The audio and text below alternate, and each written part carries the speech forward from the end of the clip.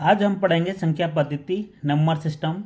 Number system में क्या क्या आते हैं, किस तरीक़ा के क्वेश्चन हैं, उनके बारे में कुछ डेफिनेशन है वो आपको बताते हैं। तो स्टार्ट करते हैं। सबसे पहले है देखो प्राकृतिक संख्याएं, नेचुरल नंबर होते हैं। प्राकृतिक संख्याएं क्या होती हैं? वस्तुओं को गिनने के लिए जिन संख्या का प्रयोग किया जाता है उन्हें गणन संख्या या प्राकृतिक संख्या कहते हैं। प्राकृतिक संख्या या नेचुरल नंबर होता क्या है? वस्तुओं को गिनने के लिए जिन संख्या का प्रयोग किया जाता है उन्हें गणन संख्या या प्राकृतिक संख्या कहते हैं। जैसे कोई वस्तु है, बहुत सारी इकट्ठी हुए हैं और उनको गिनने के लिए हम स्टार्ट करते हैं 1 2 3 4 5 6 7 8 9 10 एंड आगे तक जितनी भी हैं काउंटिंग नंबर हैं उनको हम प्राकृतिक संख्याएं कहते हैं। ये समझ में आ गई होगी आपके। अब देखो दूसरा है, ये हमारी क्या है? पूर्ण संख्या। पूर्ण संख्या होल नंबर। प्राकृतिक संख्या में, प्राकृतिक जो संख्या है हमारी 1 2 3 4 5 6 7 8 9, प्राकृतिक संख्या में शून्य को मिला दें, मिलाने पर जो संख्याएं प्राप्त होती हैं उन्हें पूर्ण संख्याएं कहते हैं। तो क्या करना है हमको कि जो हमारी प्राकृतिक नंबर हैं 1 2 3 4, ये देखो जैसे 1 2 3 4 5 6 7 8 9 10, इस तरीक़ा से आगे तक काउंटिंग करेंगे। अगर उससे पहले हम क्या लगाना है? 0 लगाना है, शून्य लगाना है, ठीक है? तो ये हमारी क्या हो जाती हैं? पूर्ण संख्या हो जाएंगी, होल नंबर, ठीक है?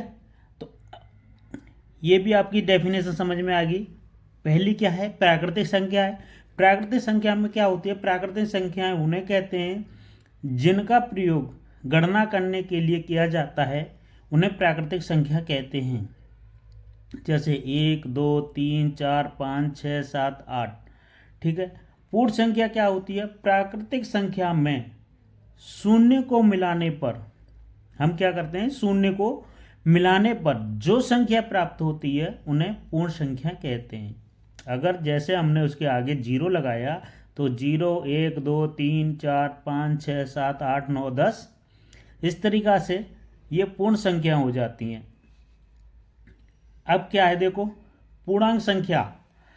अब देखते हैं पूर्णांक संख्या, ठीक है? पूर्णांक संख्या में क्या होता है कि प्राकृतिक संख्याओं में शून्य एवं ऋणात्मक संख्याओं को मिलाने पर जो संख्याएं प्राप्त होती हैं उन्हें पूर्णांक संख्याएं कहते हैं। अब पूर्णांक संख्या आ गई। अब तक पढ़ी थी हमने प्राकृतिक संख्या पढ़ी थी, पूर्ण संख्या पढ़ी थी, अब आगे हम पूर्णांक पे। तो पूर्णांक संख्या कौन सी होती है? प्राकृतिक संख्याओं में शून्य एवं ऋणात्मक संख्याओं को मिलाने पर जो संख्याएं प्राप्त होती हैं उन्हें पूर्णांक संख्याएं कहते हैं। पूर्णांक संख्या क्या है? प्राकृतिक संख्याओं में शून्य एवं ऋणात्मक संख्याओं को मिलाने पर जो संख्याएं प्राप्त होती हैं उन्हें पूर्णांक संख्याएं कहते हैं। देखो जैसे ये हमने कर रहे हैं ऋणात्मक संख्या। ऋणात्मक संख्या के लिए हम क्या करते हैं?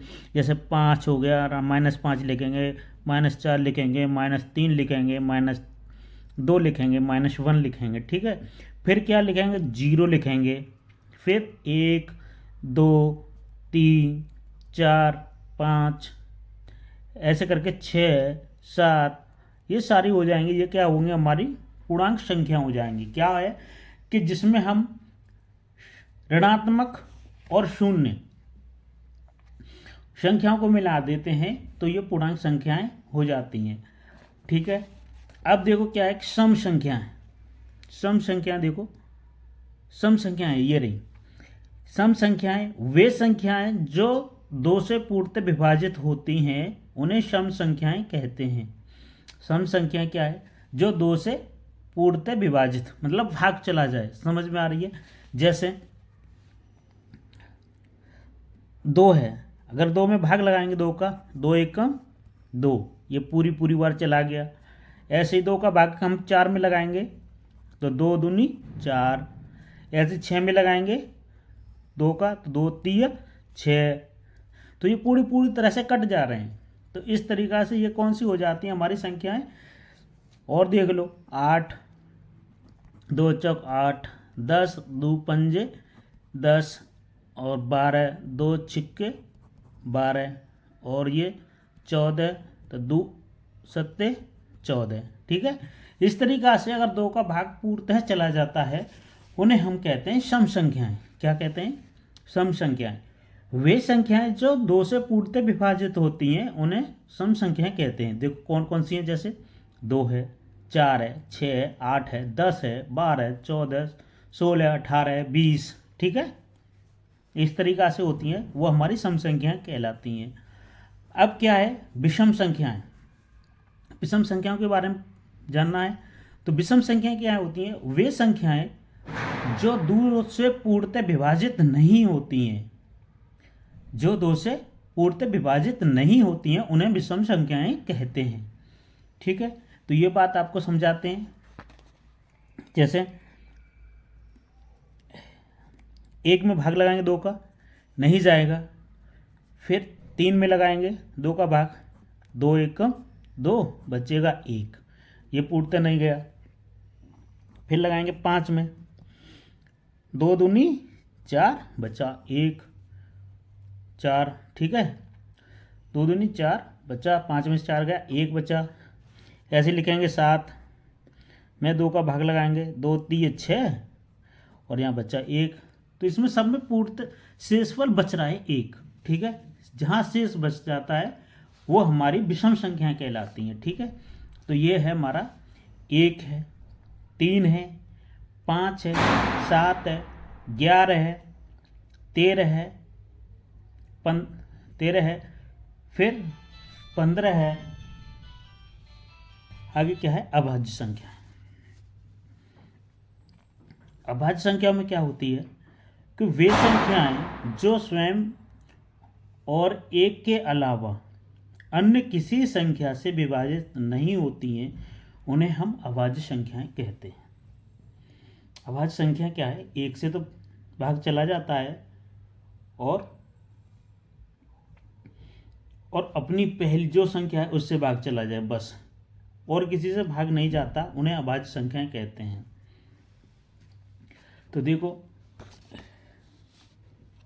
अभाज्य संख्याएं, जैसे देखो यहाँ पर देखो क्या है हमारा अभाज्य संख्या है। तो अभाज्य संख्या में क्या है? ये 2 है, 2 में हमारा 1 का भाग जाएगा। ठीक है, 1 दूनी 2 हो जाएगा और 2 का भाग इसमें चला जाएगा स्वयं का। ठीक है, ऐसे पकड़ो 3। ठीक है, 1 का भाग लगाएंगे तो 3 आ जाएगा और 3 का भाग लगाएंगे तो 3 एकम 3 हो जाएगा। मतलब स्वयं जिस संख्या में, ठीक है, जिस संख्या को लेते हैं उसका स्वयं का भाग चला जाए और 1 का भाग चला जाए और किसी का भाग नहीं जाए। ठीक है, उसे हम अभाज्य संख्याएं कहते हैं। जैसे देखो वे संख्याएं जो स्वयं और 1 के अलावा अन्य किसी संख्या से विभक्त नहीं होती हैं उन्हें अभाज्य संख्याएं कहते हैं। जैसे 2 है, नहीं दिख रहा होगा आपको, दिखाते हैं। जैसे 2 है, 3 7 11 13 17। ठीक है, ये हमारी क्या है? अभाज्य संख्या है। नोट में देखो ये लिखा है, एक न तो अभाज्य संख्या है और ना ही भाज्य संख्या है। ये बहुत इंपॉर्टेंट क्वेश्चन बनेगा यहाँ पर। ठीक है, एक न तो अभाज्य संख्या है और ना ही भाज्य संख्या है, इसको याद रखना है। अभाज्य और भाज्य में कन्फ्यूजन रहेगी। देखो आज पटाखे चल रहे हैं, राम जी का आज सेलिब्रेशन कर रहे हैं आज 22 दिसंबर को, तो इसलिए इस पर इग्नोर करना। भाज्य संख्याएं वे संख्याएं जो स्वयं और एक के अलावा अन्य किसी संख्या से पूर्णतः विभक्त हो जाती हैं उन्हें भाज्य संख्याएं कहते हैं। जैसे 4 है, 6, 8, 9, 10। ठीक है, वे संख्याएं जो स्वयं और एक के अलावा अन्य किसी से पूर्णतः विभक्त हो जाती हैं उन्हें भाज्य संख्याएं कहती हैं। जिसमें भाग चला जाता है उन्हें भाज्य संख्याएं कहते हैं। ठीक है, 4 है, 6 है, 8 है, 9 है, 10 है। ठीक है, ये वीडियो लॉन्ग हो जाएगी इसलिए हम यहीं पर समाप्त करते हैं। नेक्स्ट वीडियो में आगे फिर बताएंगे। तो ये आपको वीडियो कैसी लगी? अगर वीडियो अच्छी लगी हो तो लाइक कर लेना वीडियो को और कमेंट करके ज़रूर बताना। अगर इस तरीक़ा की वीडियो और चाहिए तो, और नए हो चैनल पर तो चैनल को सब्सक्राइब करना। मिलते हैं नेक्स्ट वीडियो में। Thank you.